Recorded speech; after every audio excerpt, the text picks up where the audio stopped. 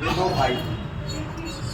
तो हिरण्याक्ष ने इस पृथ्वी को चुरा लिया था और ले जा करके समुद्र के अंदर छिपा दिया। कहाँ छिपा दिया?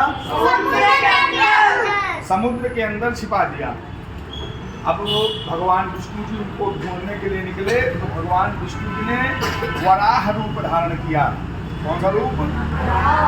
वराह मतलब जैसे कि सूअर के जैसा जिसका मुख होता है, तो वराह रूप भगवान धर करके गए और सूंघने की शक्ति वराह में ज़्यादा होती है। तो सूंघते सूंघते पृथ्वी को ढूंढ लाए। जब पृथ्वी को लेकर के आए तो हिरण्याक्ष और भगवान श्री विष्णु जी जो वराह स्वरूप में थे उनका युद्ध हुआ। भगवान विष्णु जी ने उसका काम तमाम कर दिया, मतलब अपने चरणों में स्थान दे दिया, मुक्ति दे दी। अब जो हिरण्यकश्यप था, तो हिरण्यकश्यप के पुत्र थे कौन? प्रहलाद। जब हिरण्यकश्यप तपस्या करने के लिए गए हुए थे तो उनकी पत्नी को देवराज इंद्र ने परेशान करने के लिए जब गए थे, परेशान करना मतलब ये कि ये जब खत्म हो जाएगी, इसका पुत्र नहीं रहेगा तो हिरण्य जो अगला पीढ़ी आएगी, जो राक्षस आएगा, तो कैसे हो पाएगा। उसने ये सोचा। तो जो उनकी पत्नी थी वो नारद जी के आश्रम चली गई और वहाँ पर उस समय वो रही। जब भगवान श्री हरि विष्णु जी के भक्त नारद जी के यहाँ वो रही तो नारद जी क्या करते हैं? हर समय नारायण नारायण नारायण। और उनके आश्रम में सब लोग भगवान श्री विष्णु जी की स्तुति पूजा करते थे। ओम नमो भगवते वासुदेवाय। तो जो माँ के गर्भ में प्रहलाद था वो सब सुनता था और वो वही सीख गया। हिरण्यकश्यप आए, तपस्या पूरी हुई, लेकर के अब अपनी पत्नी को गए। कुछ समय पश्चात जब प्रहलाद जी माँ के गर्भ से बाहर आए, बच्चा बड़ा हुआ, तो उसमें राक्षसी प्रवृत्ति का कुछ भी नहीं था। राक्षसी कुछ भी नहीं, वो हरदम अच्छी बातें सिखाता था, लोगों को अच्छी बातें करता और भगवान का भजन करता। ओम नमो भगवते वासुदेवाय। अब हिरण्यकश्यप बड़े परेशान, अपने गुरु जी के पास भेजा पढ़ने के लिए। तो वहाँ पर पढ़ने जब जाए तो गुरु जी जब कहीं चले जाएं तो भगवान विष्णु जी संबंधित चीजें बताने लगे। आप सब लोग मंत्र जपो क्या? ओम नमो भगवते वासुदेवाय, ओम नमो भगवते वासुदेवाय, सब बच्चों को ही सिखा दिया।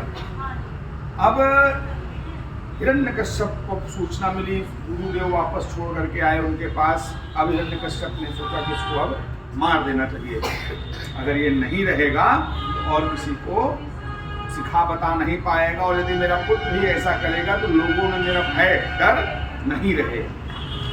तो उन्होंने उसको मारने का बड़ा प्रयास किया। बड़ी बड़ी ऊंची ऊंची चोटी पर, पर्वतों के ऊपर, पहाड़ी पर ले जाकर के गिरा दिया करते थे कि गिर जाए मर जाए, लेकिन वो मंत्र जपने लगते थे ओम नमो भगवते वासुदेवाय, और गिरते नहीं थे, आराम से ऊपर जैसे आ रहे हो आराम से और बैठ जाते थे।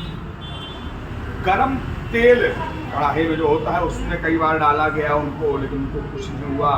जो हाथी जब दौड़ते हैं ना तो हाथियों के बीच में उनको छोड़ दिया गया कि हाथी कुचल दें, लेकिन उनको फिर भी कुछ नहीं हुआ, बड़े परेशान। उसी समय प्रहलाद की बुआ जी आ गई, उनका नाम था होलिका। तो उनको वरदान प्राप्त था कि वो अग्नि में नहीं जलेंगी। तो उन्होंने अपने भैया को समझाया कि आप ऐसा कार्यक्रम आयोजित करिए जिसमें अग्नि जब जलेगी तो मैं उसमें बैठ जाऊंगी प्रहलाद को लेकर के, तो मुझे तो कुछ नहीं होगा, ये बच्चा जल जाएगा, यदि भागेगा तो उसको पकड़ करके रखूंगी। तो पूरे नगर में ढिढोरा पिटवा दिया गया, सबको बता दिया गया कि आज ऐसा ऐसा होगा और प्रहलाद को मृत्यु दंड दिया जाएगा। तो जो अच्छे लोग थे वो बेचारे डर गए कि बताओ अपने बच्चों को मार रहा है। कुछ लोग भक्ति करने से डर गए कि अपने जब बच्चों को मार सकता है हमें भी राक्षस कुछ नहीं कर सकता है। तो बड़ी भीड़ इकट्ठा हो गई, सरकंडे, लकड़ी, टुकड़े करने सब कुछ लगाए गए और बड़ा उत्साह मनाया। राक्षसों ने की आस मिल गया प्रहलाद के लिए। प्रहलाद जी बैठ गए, होलिका गोद में लेकर के बैठ गई और प्रहलाद जी मंत्र जपने लग गए। क्या? ओम नमो भगवते वासुदेवाय, ओम नमो भगवते वासुदेवाय, ऐसा मंत्र जपने लग गए। होलिका जला दी गई। कुछ समय पश्चात क्या होता है कि उससे चीखने की आवाज आने लग गई और होलिका जो उसकी बुआ की प्रजाति वो जलने लगी, वो चिल्लाने लग गई, चिढ़ाने लग गई, बचाओ बचाओ। लेकिन प्रहलाद जी को कुछ नहीं हुआ और थोड़ी देर के पश्चात होलिका तो जल गई लेकिन प्रहलाद जी बचे गए। तो सब कुछ जल गया, नीचे राख बची रही। जो उसके जो अंगारे थे वो लाल लाल, वो भगवान के आशीर्वाद से फूल जैसे हो गए। तो अधर्म पर धर्म की विजय हो गई। सब बड़े उत्साह से फिर उसी राख से होली खेलने लगे, उत्सव मनाया जाने लग गया। और उसी दिन से सब लोग अपने अपनी बुराइयों का अंत करने के लिए यह उत्सव मनाने लग गए। सब लोग मिल करके रंगों का त्योहार मनाने लग गए। आप सबको पता चल गया कि होली क्यों मनाई जाती है और कब से मनाई जाती है ना? हम सब मिल करके होली का यह उत्सव मनाएंगे आनंद के साथ और कामना करेंगे कि हर प्रकार की बुराई हम सब के अंदर की, हम सबके समाज की समाप्त हो जाए, नष्ट हो जाए। प्रेम से बोले लक्ष्मी नारायण भगवान की जय।